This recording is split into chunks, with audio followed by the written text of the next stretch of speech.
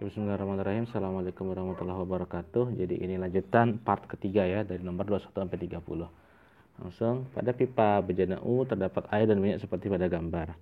Lalu massa jenisnya 1, berapakah massa jenisnya minyak? Nah, kalau ini kita menerapkan prinsip hukum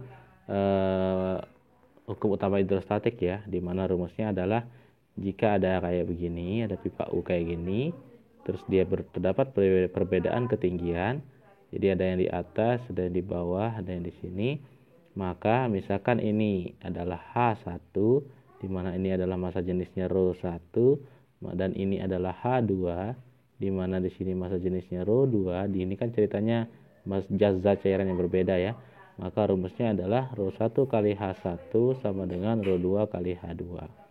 Maka kita tahu di sini kan minyak ya, di sini minyak, di sini adalah air.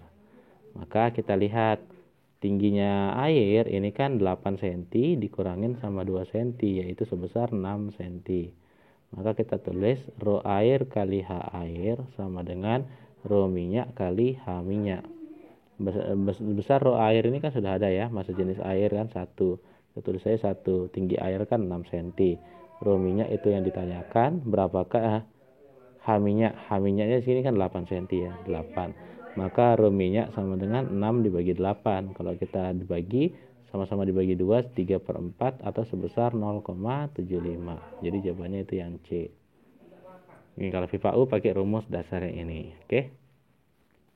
Rumus dasarnya ρ AHA, ρ MHM. Lanjut nomor 22. Ini kita gunakan prinsip hidrolik karena ada kata kunci hidroliknya. Memiliki jari-jari, ada A1. Nah, kita ganti aja dah biar beda suasana. Ada A1, kemudian ada A2, dan berat benda sebesar 60 Newton. Berapakah gaya? Oke, yang ditanyakan berapa gayanya nih? Gaya F. Nah, kalau rumusnya kayak gini, kalau keadaannya kayak gini, kita gunakan rumus dasarnya. Jadi misalkan ini ada dua luasan, ada yang kecil, ada yang besar.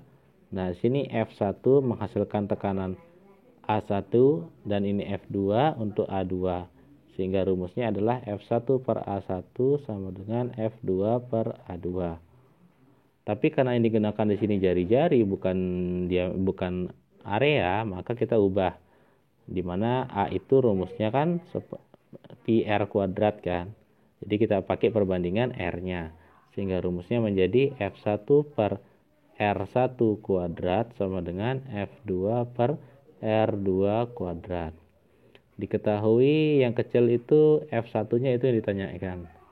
F1 yang ditanyakan. Sementara F2-nya itu 60 ya. Di sini F2. Maka kita tulis F1, jari-jarinya itu 20 cm, 20 kuadrat sama dengan F2-nya 60 per 10 akar 10 dikuadratkan. Sehingga kita tuliskan di atas F1 sama dengan 60 dikali 20 kuadrat per 10 akar 10 kuadrat. Kita hitung 60 dikali 20 dikali 20. Kalau saran Pak Guru, kalau dalam bentuk kuadratnya kayak gini didiemin dulu, jangan langsung dibuat hasil 400 gitu.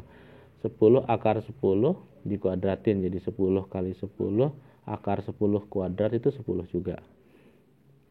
Nah, ini maksudnya. Jadi 10 akar 10 dikali 10 akar 10.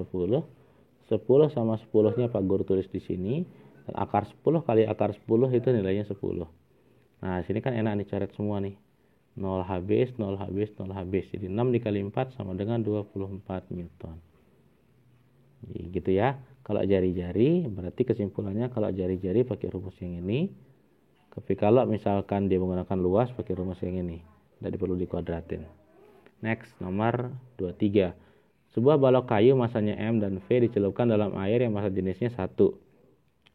Volume kayu yang tampak. Nah, ini kata kuncinya. Ketika dia sudah membahas tentang permukaan dan tentukan massa jenis baloknya, jadi ini kita menggunakan proses atau konsep hukum dari Archimedes. Jadi ada air, kemudian diisi sama kayu atau apapun yang bikin dia mengapung. Nah, ini dia yang di dalam air.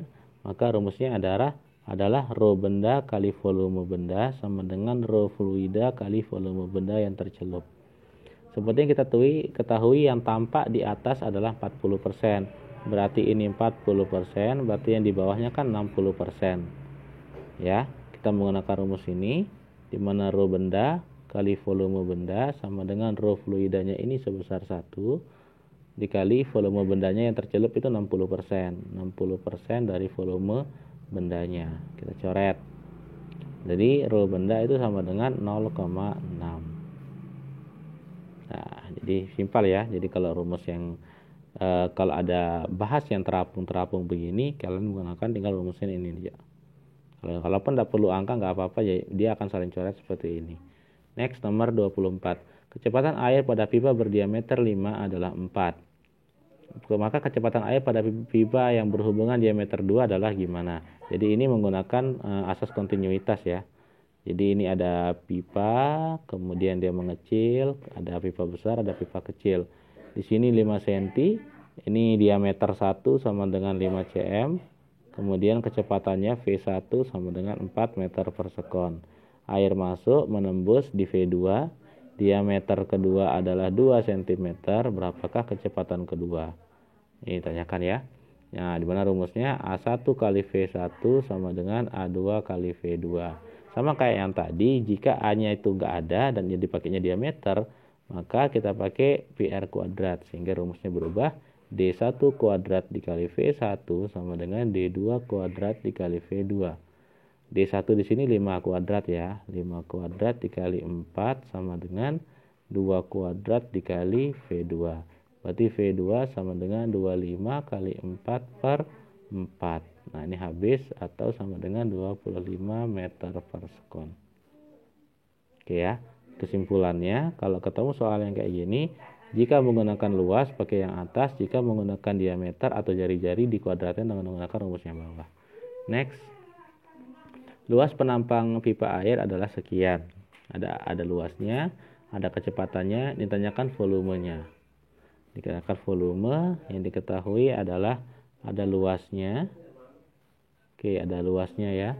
Terus ada kecepatannya, terus ada waktunya. Nah, ini masih menggunakan asas kontinuitas pakai rumus-rumus yang berbeda, di mana volume per T itu sama dengan A dikali V. Nah, berarti ditanyakan volume, berarti volume rumusnya luas dikali V dikali waktu. Luasnya di sini senti, 0,5 cm kuadrat. Nah, ini kata kuncinya kita ubah dulu ya ke meter. Berarti 1 cm persegi itu nilainya 10 pangkat min 4 meter persegi. Maka kita tulis 0,5 kali 10 pangkat min 4. Kecepatannya sudah meter, 1 meter per sekon, tulis 1 aja. Dan waktunya menit-menit harus detik ya. 2 dikali 60 berarti sama dengan 120 sekon. Berarti kita ambil 120 di sini. Jadi 0,5 sama 120 itu 60. Jadi jawabannya 60 kali 10 pangkat min 4. Atau 6 kali 10 pangkat min 3 meter kubik.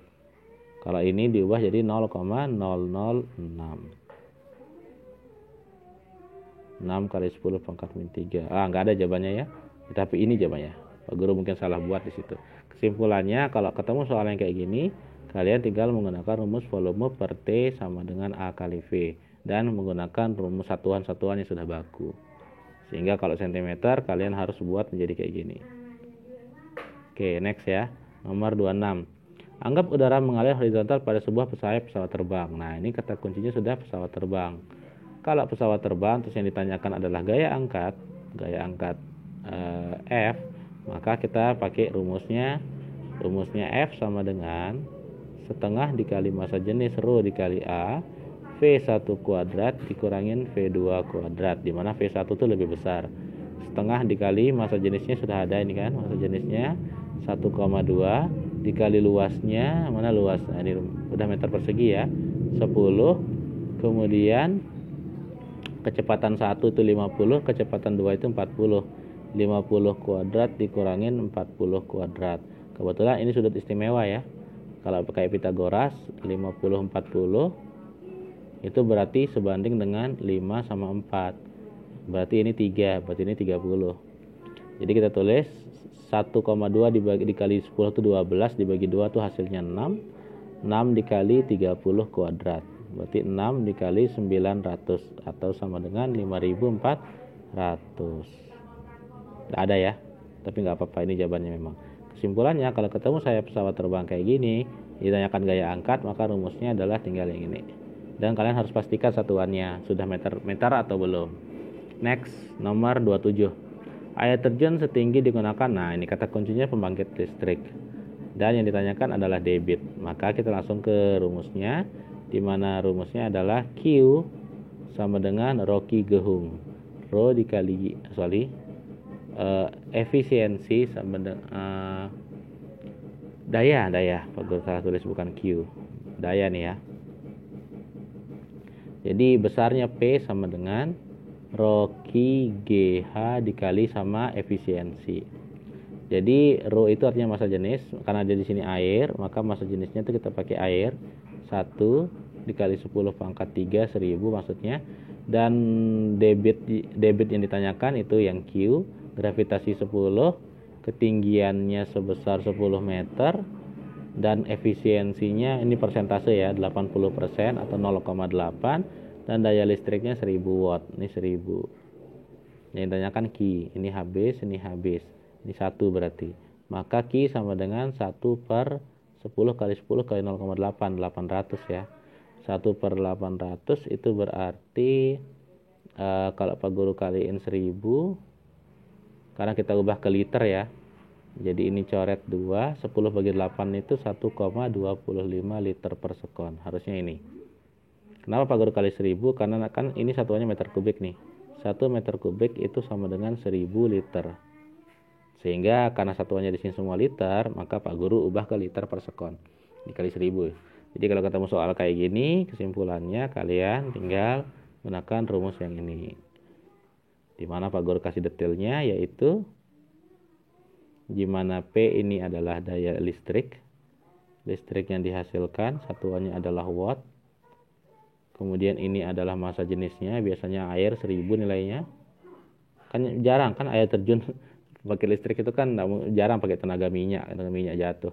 Ini adalah debit, G itu gravitasi, H itu ketinggian. Kemudian ini adalah ke dalam efisiensi. Itu dalam bentuk persen. Next. Nah, ini kita penerapkan prinsip Torricelli, yaitu pipa bocor. Ini ciri-cirinya ada yang kencing kayak gini nih. Gambar tersebut memperlihatkan air yang memancar dari sebuah ketinggian. Berapakah besar V? Ya, ditanyakan V. Jadi rumus dasarnya itu 3 ya. Rumus dasarnya itu 3 di sini, yaitu kalau ditanyakan V sama dengan akar 2G H1. Kalau ditanyakan X jarak kencingnya, jarak jauh jatuhnya, 2 akar H1 kali H2. BTW ini H1 yang di atas ya, H2 yang di bawah. Kemudian yang kalau tanyakan T berarti akar 2H2 per G. Gitu. Masuk kita yang tanyakan V berarti akar 2GH1. Berarti 2 kali 10 kali H1 di sini 0,8 ya. Ubah ke meter ya, 0,8. Berarti akar dari 2 kali 8 16 sama dengan 4. Next. Nomor 29. Nah, ini venturimeter. Venturimeter jika luas A1 A2 berturut-turut adalah 5 sama 4. Ini 5, ini 4. Kecepatan air pada luasan yang lebih kecil, ini V ya. Nah, rumusnya adalah V sama dengan akar 2GH per 1 min V2 per V1 dikuadratin. Gitu. Akar 2 dikali gravitasi 10 ya dikali H ini ketinggian H-nya 0,8 per 1 min V2 itu yang kecil ya. Ini V2, ini V1. Alhamdulillah. Berarti 1 dikurangin 4 kuadrat per 5 kuadrat. Nah, ini yang di bawah nih Pak Guru kerjain di luarnya. 1 min 4 kuadrat per 5 kuadrat itu bisa Pak Guru buat 5 kuadrat per 5 kuadrat dikurangin 4 kuadrat per 5 kuadrat. Ini menggunakan Pitagoras, ini berarti 3 kuadrat per 5 kuadrat. Berarti kita bisa tulis akar ini 16 dikali 3 kuadrat 5 kuadrat atau 5 kuadrat per 3 kuadrat. Karena dia pecahan ya. Akar 16 itu 4, ini 5 per 3. Berarti 20 dibagi 3. 20 dibagi 3, 20 per 3 itu sekitar 6, ya. Nah, ini dia. Jadi kesimpulannya kalau ketemu soal ini kalian menggunakan rumusnya. Gitu. Lanjut. Sebuah pipa silinder memiliki dua macam penampang masing-masing, luas 1 sama luas 2. Pipa tersebut diletakkan mendatar sedangkan air dalamnya mengalir dari besar ke kecil. Kecepatan airnya berapakah penampang di pipa kecil? Nah, ini sama kayak tadi. Berarti kan ini ada yang besar terus ada yang kecil. Di sini ada luas. Nah, ini sudah luas ya. A1 sama dengan 300. Ini A2 sama dengan 200. Kecepatan yang mengalir pada pipa besar, ini pipa besar ya. Ini berarti V1 sama dengan 2, V2 yang ditanyakan. Maka rumusnya simpel kan? A1 V1 sama dengan A2 V2. 300 dikali 2 sama dengan 200 dikali V2. Coret. Berarti V2 sama dengan 3. Simpel kok. Sekian dari Pak Guru. Assalamualaikum warahmatullahi wabarakatuh.